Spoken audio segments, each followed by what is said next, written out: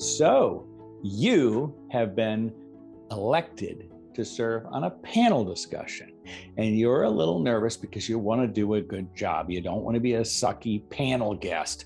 Panelists want to come across great. It's a chance to give the world some understanding of your expertise, and it's also a chance to feel embarrassed or screw up or do it wrong, and you want to make sure you do it right. So I want to talk to you about what's right and wrong, and I'll tell you what's right, and what's wrong is the way most of the time panels get set up. So the way they're usually set up is there's one host who has a bunch of cards. They're going to read off questions that they pre-selected. And that's not what you're limited to talking about, but that's where it's going to start. And what they do wrong is they read the question and they give a chance for person 1, 2, 3, 4, and 5 to answer the same question. Then they give another question, 1, 2, 3, 4, 5. It's also a fail on the part of the panelists. It's not really your fault, but the way it's set up, you tend to say good things. So did the person before you, and you tend to agree with them. So you get trapped in the tendency to want to reiterate what the last person said. I really agree with what George said. So I just want to echo that, and then I'm going to go and echo that. I haven't added any value because I'm trapped in the same question that the first person already answered totally well. From a panelist standpoint, you can ask the host a question, or you can ask another panelist a question. Here's my answer to that. And one of the things I found is this, and it makes me wonder, Susan, you're in a similar situation. What do you find? I don't have to wait to be told to talk. I can hop in, I can steer it to someone else, and I can be conversational in it. I'm going to rescue the host from the most boring, monotonous panel discussion possible if I discuss. Now, one of the big questions people have is, where do I look? What am I supposed to do when I'm talking? Who do I look at? And where do I look when I'm not the one talking? So simple ideas for this. Just like with presenting, you're actually sharing your information to the audience. That's really who you're answering out to, but they're not the only one present. You have your panel host, you have your people on either side of you, and you have the audience.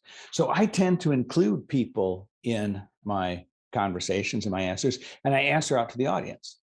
And I look at a different person each time for about a thought. I'll switch to another person. I'll bring in the panel, and I'll look at the host.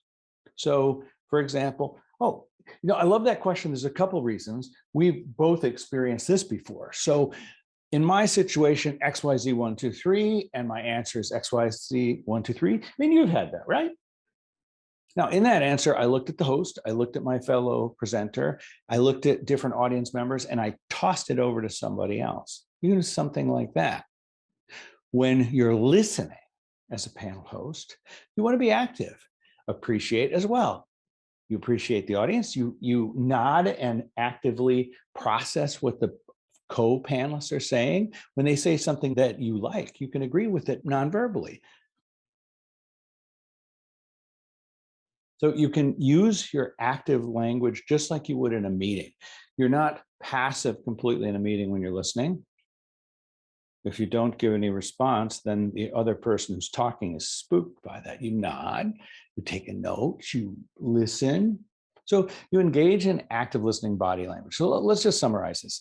A panel conversation is a pretty easy thing to do. It's not speaking, it's conversing. It's you being you. It's you using your improvisational dialogue. You're thinking in the moment. Secondly, it's a bummer if it's host gives me this question, host gives me that question, or someone else that question. What you want is a dialogue. Free them of that. They really want a conversation too. So when you get something, you can involve other panelists. You can hop in, but don't take the ball and hug it forever. But you can hop in on someone, send it. You can ask questions to the panelists. Once on a panel, I even asked the audience question. This is really important. I want to hear from the audience. Has that happened to you? Has somebody had that happen? And it went really well. The audience chimed something in, and I had to repeat it. They weren't mic'd. They threw something out. So what I just heard was, this is what the audience said. Now, the panel host was a little surprised that I did that, but it was kind of a good thing. So your job is to help the panelist create a conversational environment. Bring your improvisational words, appreciate your audience, talk to the audience and also your cohorts. And you can help make that panel discussion truly a discussion.